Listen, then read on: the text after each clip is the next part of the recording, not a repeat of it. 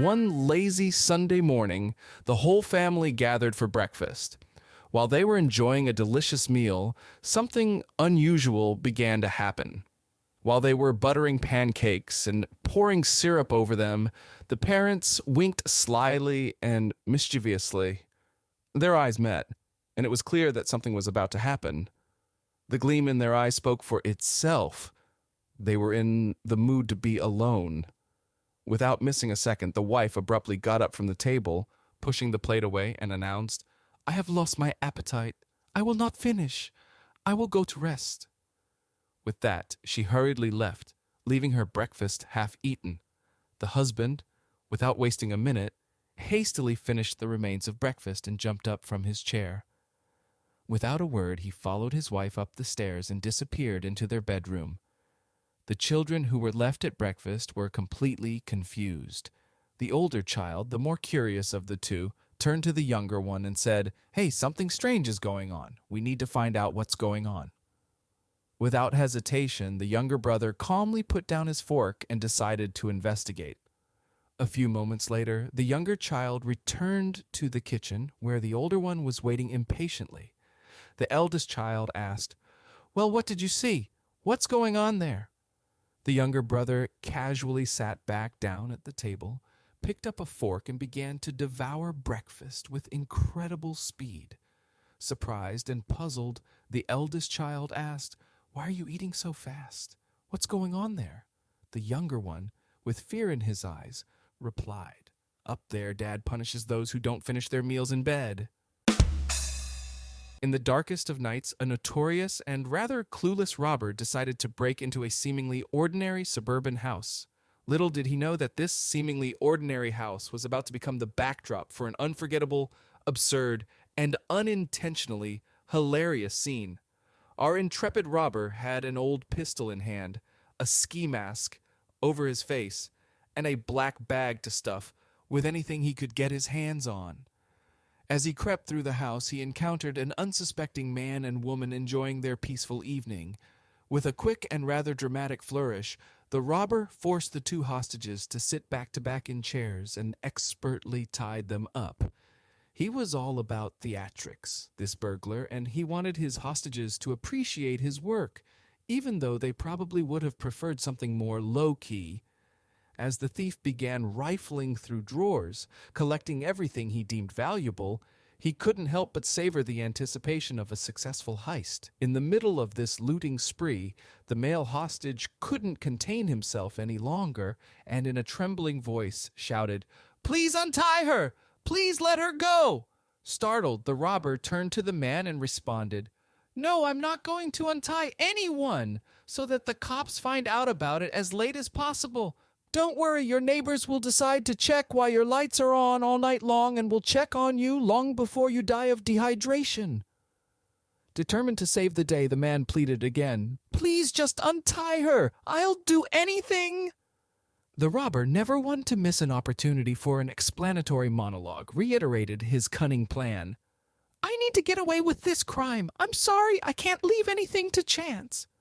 As desperation welled up in the man, he pulled his chair closer to the robber and, with a touch of madness in his eyes, shouted, "I'm begging you, man, just let her go. She won't call the police, I promise."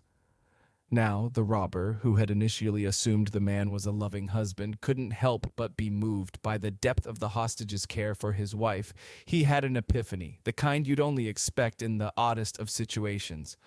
"Wow," he said, his voice now tinged with a hint of sentimentality. "You must love your wife very much to beg me so desperately to untie her." The man's response, however, sent the entire scene plummeting back into absurdity. "No," he replied, on the brink of insanity. "My wife will be home in 15 minutes. And there you have it, a hilariously unexpected twist in the midst of a robbery, where the robber momentarily considered doing something selfless, only to find himself trapped in a web of domestic chaos and imminent trouble. Sometimes, even the most daring criminals stumble into the most extraordinary and bizarre situations. Once in a charming little Bulgarian town, there was a train driver named Dmitri. From the time he was a little boy, Dmitri's dream was to drive a train. He had a passion for making that locomotive go as fast as humanly possible, and he couldn't imagine a more thrilling job. One fateful day, Dmitri was at the helm of his beloved train, and he decided to live life in the fast lane, or rather on the fast track. He pushed the throttle to the max, and the train roared forward like a speeding bullet. However, as it hurtled down the tracks, it became clear that Dmitri's need for speed was a bit too much for the train to handle. In a catastrophic collision of steel and chaos, a horrifying crash occurred, and tragically, one passenger lost their life. Dmitri's reckless escapade landed him in the court of law, and the verdict was swift and severe. He was found guilty of gross negligence and sentenced to death by electrocution. As the day of execution approached, Dmitri, always one for a quirky sense of humor, requested a rather unusual last meal, a single banana. The day arrived, and Dmitri was strapped into the electric chair. The executioner threw the switch, and for a moment it seemed like the end. Sparks flew, smoke filled the room, but inexplicably, Dmitri emerged unscathed. A failed execution, they concluded, was a sign of divine intervention according to an old Bulgarian law, and so Dmitri was granted a second lease on life. Dmitri unbelievably managed to claw his way back into the driver's seat of a train. You'd think the near-death experience would have taught him a lesson, but no, he was back to driving with reckless abandon, determined to push the limits yet again. Predictably, another accident occurred, this time claiming 2 lives. The trial felt like déjà vu, and the verdict was déjà doom. Dmitri found himself back in the executioner's chair. For his last meal, he requested 2 bananas, just to keep the tradition alive. The electric chair scenario played out once more. Sparks flew, smoke billowed, but Dmitri was untouched, and he walked away, much to everyone's shock. This twist of fate baffled the authorities. Nonetheless, Dmitri was reinstated as a train driver once more. He was the living proof that some people just don't learn from their mistakes. And as you might have guessed, it didn't take long for him to be at the helm of yet another crash, this time claiming 3 lives. The courtroom was filled with tension as the verdict was delivered, death by electrocution once more. The day of execution arrived, but this time the executioner had had enough. He refused Dmitri's request for 3 bananas, declaring, "I've had it with you and your banana antics. We're strapping you in and doing this now." Against protocol, they strapped Dmitri into the electric chair without a last meal. The switch was thrown, sparks flew, and smoke swirled, but to the executioner's disbelief, Dmitri emerged unharmed. The executioner, stunned, turned to Dmitri and stammered, "How is this even possible?" Dmitri, with a mischievous grin, responded, "Oh, the bananas had nothing to do with it. I'm just a bad conductor." A long time ago, in a charming little town, there lived a man who was lucky enough to have 3 beautiful daughters.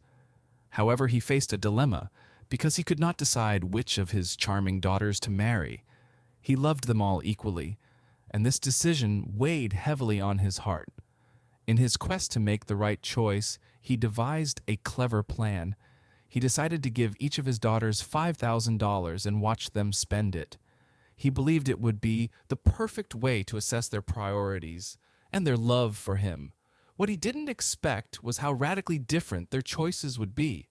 The eldest daughter took her $5,000 and quickly headed to the nearest beauty salon. She resorted to all imaginable cosmetic procedures, bought the best cosmetics, and pampered herself from head to toe.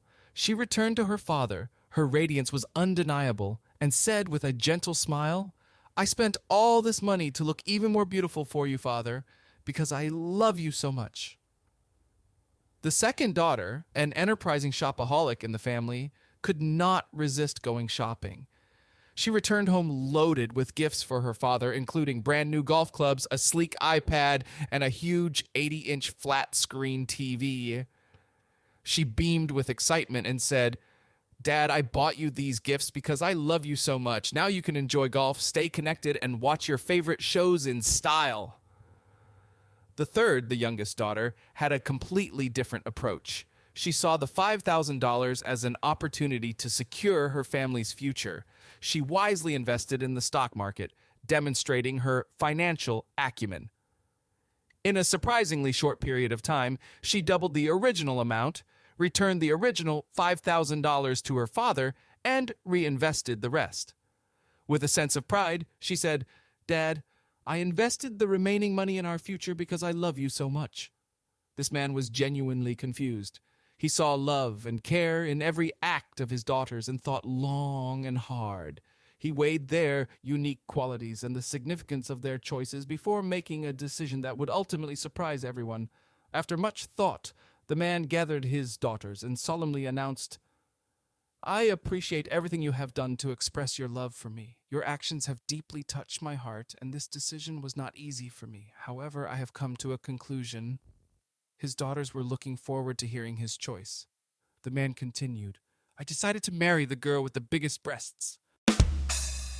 5.